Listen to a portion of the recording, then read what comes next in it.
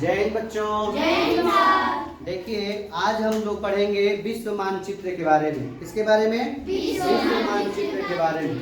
देखिए ये जो है आपका एक जो है विश्व का यहाँ नक्शा हम लगाए हैं, मानचित्र है, इस पर सारे देश हैं, है ना। देखिएगा ध्यान से, पूरे पृथ्वी का जो है ये चित्र जो है इस पोस्टर पर उतार दिया गया है। इसी को हम लोग कहते हैं मानचित्र। देखिएगा ध्यान से, मैप मानचित्र मतलब मानचित्र क्या है इसको समझना जरूरी है। देखिएगा पूरे पृथ्वी या उसके भूभाग को यानी कि किसी कागज या यानी कि कपड़े पर उतार देना मानचित्र कहलाता है। क्या कहलाता है? मानचित्र कहलाता है। देखिए यहाँ लिखे हैं कि संपूर्ण पृथ्वी या उसके भूभाग को किसी स्केल द्वारा कागज या कपड़े पर उतार देना मानचित्र कहलाता है। क्या कहलाता है? मानचित्र कहलाता है। अब यहाँ ध्यान देना है कि मानचित्र के प्रकार के बारे में भी जानेंगे हम लोग। देखिएगा मानचित्र के प्रकार, राजनीतिक मैप यानी कि मानचित्र, ये देखिएगा ध्यान से, राजनीतिक मानचित्र में इसे हम कहते हैं पॉलिटिकल मैप। क्या कहते हैं? Political map. देखिएगा ध्यान से, इसमें देश तथा राज्य का विभाजन स्पष्ट दिखता है। देखिएगा ध्यान से, देश या कहेगा कि राज्य का स्पष्ट विभाजन दिखता है। यहाँ ध्यान दीजिएगा, ये जो आप मैप देख रहे हैं, ये वाला मैप, ये है राजनीतिक मैप। देखिएगा ध्यान से, ये अपना भारत है, ये वाला देखिएगा ध्यान से, प्यारा भारत, महान भारत। देखिएगा ध्यान से, ये जो है अपना भारत है। भारत के बगल में देखिएगा ऊपर में नेपाल है, बड़ा वाला क्षेत्र में देखिएगा चीन है, यहाँ देखिएगा पाकिस्तान है, ये अफगानिस्तान है, बांग्लादेश, भूटान, म्यांमार, ये सब जो है इसका जो है स्पष्ट जो है लाइन खींचा गया है कि देखिएगा कहाँ से बांग्लादेश है, कहाँ से नेपाल है, कहाँ से भूटान है, ये पता कर ले रहे हैं। तो ऐसे मानचित्रों को जो स्पष्ट हम देख पा रहे हैं, वैसे मानचित्रों को राजनीतिक मानचित्र कहते हैं। क्या कहते हैं? राजनीतिक मानचित्र। इसे पढ़ना आसान होता है क्योंकि स्पष्ट ये दिखता है। देखिएगा ध्यान से।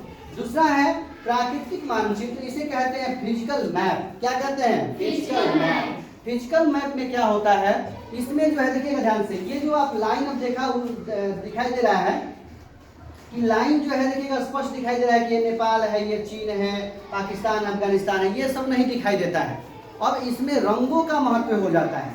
अब रंगों का महत्व हो जाता है। देखिएगा ध्यान से क्या लिखे हैं, इसमें देश तथा राज्य का विभाजन नहीं दिखता है, इसलिए इसे पढ़ना कठिन होता है। इसमें रंगों का विशेष महत्व होता है। इसमें रंगों का क्या होता है? विशेष महत्व होता है। जैसे पर्वत का जो रंग इस पर दिखाई देगा कि मान लीजिए कि विश्व में कहाँ सबसे बड़ा पर्वत है ना। आपको जानते हैं कि हिमालय पर्वत जो है सबसे ऊंचा पर्वत जो है ये विश्व में है। तो देखिएगा ध्यान से, इसको पर्वत को किस रंग से दिखाया जाएगा? भूरा रंग से। बर्फ, जब बर्फ पड़ा रहेगा, हिमालय क्षेत्र में बर्फ पड़ा रहेगा, तो बर्फीली क्षेत्र को सफेद रंग से दिखाया जाएगा। बर्फीली क्षेत्र को कैसा? सफेद रंग से दिखाया जाएगा। मैदान को हरा रंग से। मैदान का मतलब जहाँ आप खेती कर रहे हैं, जहाँ लोग बस रहे हैं, यहाँ मतलब निवास कर रहे हैं, वैसे क्षेत्र को हरा रंग से दिखाई देगा।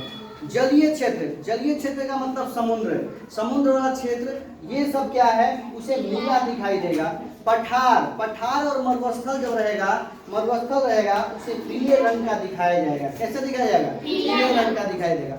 एक और बात समझिए ध्यान से, जैसे नीला है, अगर गहरा नीला दिखाई दे रहा है, इसका मतलब कि वहां समुद्र की गहराई अधिकतम है। अगर पूरा एकदम चटकार एकदम नीला दिखाई देगा, तो इसका मतलब कि वहाँ जल का जो है गहराई है अधिक है। अब यहाँ देखिएगा ध्यान से, भूरा कलर, अगर चटकार रंग दिखाई देगा एकदम भूरा कलर का, इसका मतलब पर्वत की ऊंचाई वहाँ अधिक है। ये जो है इसीलिए दिखाया जाता है। ये जो है कठिन होता है यानी कि पढ़ना, लेकिन ये जो है राजनीतिक मैप जो है यानी कि पढ़ना जो है आसान होता है। तो पहले हम लोग पढ़ेंगे राजनीतिक मैप के बारे में, उसके बाद हम लोग पढ़ेंगे आपको यानी कि ये पढ़ेंगे प्राकृतिक मानचित्र के बारे में। प्राकृतिक मानचित्र में नदी, झरना, झील जो है हम लोग पढ़ेंगे, लेकिन इसमें देखिएगा ध्यान से, इससे पहले हम लोग देश पढ़ेंगे। देश के बारे में, सार्क के बारे में पहले स्टार्ट करेंगे, लेकिन इससे पहले भी और कुछ जानना है तो आगे हम लोग जानते हैं कि आगे क्या पढ़ना है। ठीक है, चलिए अभी आगे बढ़ते हैं। देखिए अब तीसरा जो पॉइंट पढ़ना है उसका नाम है विषयगत मानचित्र, थेमेटिकल मैप। ये थेमेटिकल मैप क्या होता है इसके बारे में समझना है। देखिएगा इस मानचित्र पर जो एक विशेष चीजों को दर्शाया जाता है उसी को कहते हैं विषयगत मानचित्र। देखिए यहाँ लिखे हैं कि इसमें किसी विशेष चीजों को दर्शाया जाता है। जैसे सड़क जो है मानचित्र पर दर्शाया जाता है, तो उसे हम विषयगत मानचित्र कहते हैं।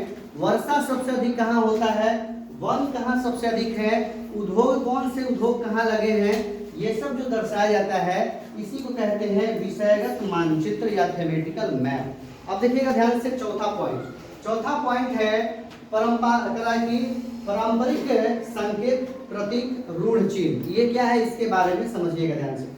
मानचित्र पर जगह का अभाव होता है, मानचित्र पर देखिएगा जगह का अभाव होता है ना, जिस कारण चिन्ह का प्रयोग किया जाता है।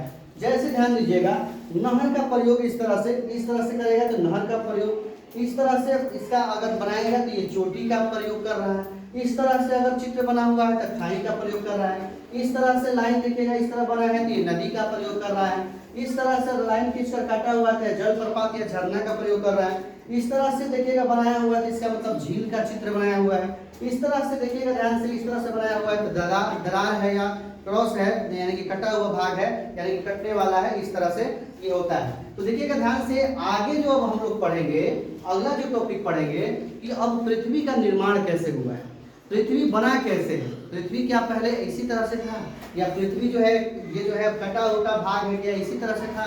तो शुरुआत में जो हम लोग करेंगे कि पृथ्वी का प्रारंभिक अवस्था क्या था और उसके बाद हम लोग उस पर काल्पनिक रेखाएं के बारे में पढ़ेंगे, फिर उसके बाद सभी देशों के बारे में पढ़ना स्टार्ट करेंगे। ठीक है, तो आज भर जो है इतना ही, समझ आई बात ना। चलिए, धन्यवाद।